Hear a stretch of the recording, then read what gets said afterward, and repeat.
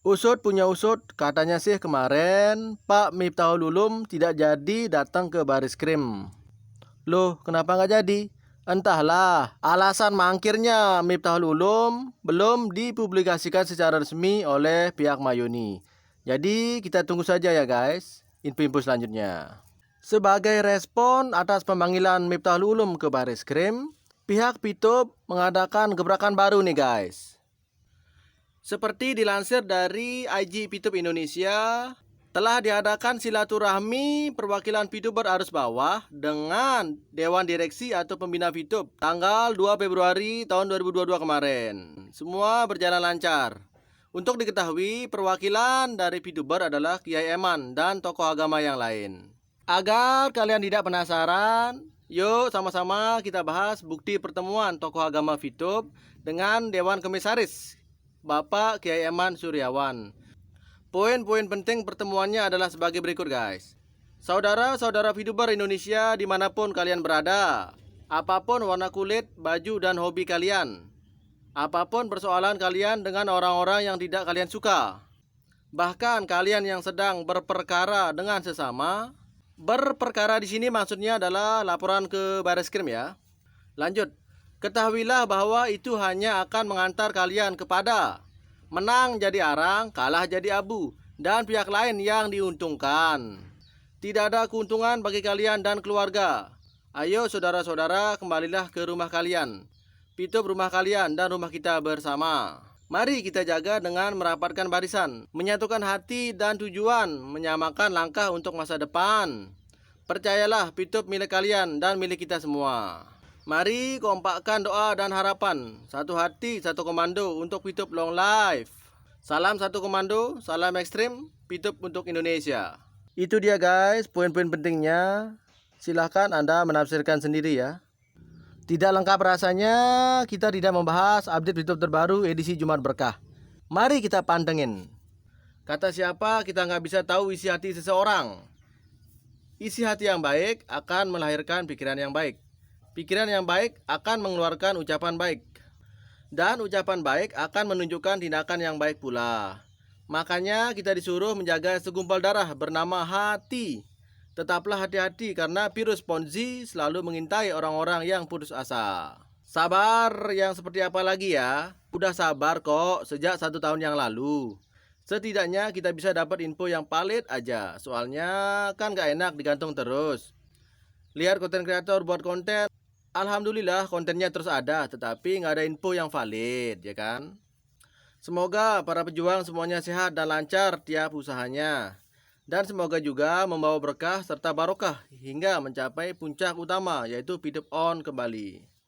Jangan hiraukan hater di luar sana yang memang sudah mempunyai penyakit hati yang parah. Nikmatilah hidupmu. Hidup ini harus semangat dan optimis agar bisa merasakan rasanya hidup.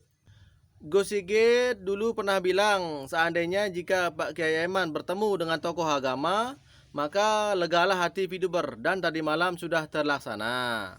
Para kiai, tokoh-tokoh agama, para leader, siapapun yang telah bahu-membahu memperjuangkan Pitup untuk segera on kembali, memperjuangkan lebih dari 17 juta ID Pitup yang menyangkut hajat hidup jutaan user, mari kita doakan beliau-beliau senantiasa sehat dan tetap semangat berjuang. Dan membutuhkan energi yang sangat besar dan proses yang panjang hingga ke tahap ini. Lanjut brother, sekarang kita bahas doa Jumat Mubarak.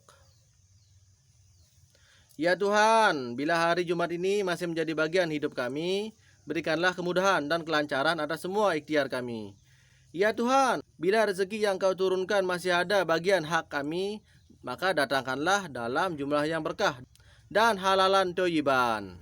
Ya Tuhan, bila keluarga, saudara-saudara, dan sahabat kami di sini masih diperkenankan mewarnai kehidupan kami, maka jadikanlah mereka sebagai warna-warni keindahan, penuh kasih sayang, rukun dan damai selalu. Angkat dan hilangkanlah segala penyakit keluarga, saudara-saudara, dan sahabat-sahabatku ini. Gantikanlah dengan kesehatan yang sempurna, serta berikanlah sisa usia yang bermanfaat dan barokah. Ya Tuhan, bukalah mata hati kami agar kami menjadi hamba-Mu yang selalu bersyukur atas curahan kasih sayang-Mu, sabar dan ikhlas ridho menerima takdir-Mu. Jagalah silaturahim kami dan jauhkan kami dari segala bencana, mara bahaya orang-orang jahat yang zolim dan fitnah. Ya Tuhan, limpahkanlah keridhaan, keberkahan dan rahmat-Mu kepada kami serta keluarga, saudara-saudara dan sahabat-sahabat kami. Semoga di hari Jumat yang barokah ini dan juga suasana di bulan Rajab senantiasa membawa berkah kebaikan bagi VTuber semua. Amin. Lanjutkan lagi. Sekarang kita bahas motivasi keren. Saat dihadapkan pada pilihan, kehidupan tidak jauh dari dua sisi, yaitu menang atau kalah, pemenang atau pecundang, semangat atau lemah. Sebenarnya pilihan hidup itulah yang membuat hidup kita semakin tertantang untuk selalu bergerak dan lebih baik dari sebelumnya. Saat Anda memilih baju dan menjadi mental pemenang, ya harus siap dengan terpaan. Di saat Anda memilih hanya diam tanpa perlawanan saat ada masalah, ya harus siap-siap dilindas dengan masalah yang semakin membesar, karena kita tidak mau menyelesaikan atau lari dari masalah tersebut. Jadi, memilih harus siap, tidak memilih juga harus siap. Anda yang mengalahkan keadaan atau Anda yang dikalahkan oleh keadaan, silakan pilih. Saat kita keras pada keadaan, maka keadaan akan lunak kepada Anda. Sebaliknya, saat kita lunak dengan keadaan, maka keadaan akan keras kepada Anda dan siap untuk dilindas dan kalah. Maka gunakan strategi kehidupan agar hidup kita bermanfaat dan bermakna untuk membantu Anda menjalani hidup yang lebih baik saat menghadapi berbagai masalah. Apa bentuk strategi-strategi itu? Ini dia. Pertama, fokus pada penyelesaian, bukan fokus pada masalahnya. Kemudian, temukan akar permasalahannya. Tidak membesar-besarkan masalah. Lihat dari sudut pandang yang lain. Kemudian berpikir positif. Kemudian letakkan dirimu pada zona positif, mental attitude, agar mampu terus berbaik sangka dan melakukan hal-hal yang baik. Kemudian berdoa dengan keyakinan penuh. Selanjutnya, libatkan Tuhan dan tingkatkan nilai ibadahmu. Selanjutnya, evaluasi diri. Selanjutnya, biasakan menolong orang lain, karena efeknya Anda akan ditolong orang lain juga. Ini hukum timbal balik, guys. Yang terakhir adalah, setelah berusaha dengan semaksimal mungkin, serahkan kepada Tuhan apapun ketentuan hidup tersebut. Lanjutkan brother, sekarang kita bahas flexing VTube. Dalam kasus money game seperti VTube, flexing yang dilakukan tidak hanya dengan memamerkan mobil yang ditempeli stiker VTube semata. Dalam banyak kasus, mereka memamerkan uang hasil penjualan VIP ataupun memposting dan menyebarkan postingan yang menggambarkan seseorang yang sedang melakukan fast track. Mengingat sekarang kita hidup dalam dunia yang hyperrealis, ketika kebenaran kita lihat tidak seperti yang digambarkan sesungguhnya. Fenomena flexing akan terus berlanjut, guys. Dan dalam bisnis MLM, money game, serta bisnis sejenis, flexing malah menjadi semacam kewajiban yang harus dilakukan. Akan sulit membayangkan sebuah MLM atau money game bisa menggait banyak korban jika tidak ada orang atau kelompok yang melakukan flexing dan menyebarkannya. Ternyata sukses itu mesti diprogram di pikiran bawah sadar, brother. Baru nyadar, ternyata selama ini saya menarik hal-hal negatif. Itu yang menyebabkan segala upaya saya baik berkarir sebagai karyawan dan juga berbisnis tidak memberi hasil yang diharapkan. Selalu ada kendala dan tidak pernah mengumpulkan uang yang berarti. Ternyata ada belief yang salah. Itu tertanam di pikiran bawah sadar saya selama ini. Saya disarankan melakukan self-hypnosis. Semula saya ragu, namun mengikuti arahan mentor. Apa salahnya? Pikir saya begitu. Beberapa minggu kemudian ada hal aneh. Saya pun baru menyadari ketika orderan bisnis online saya bertambah.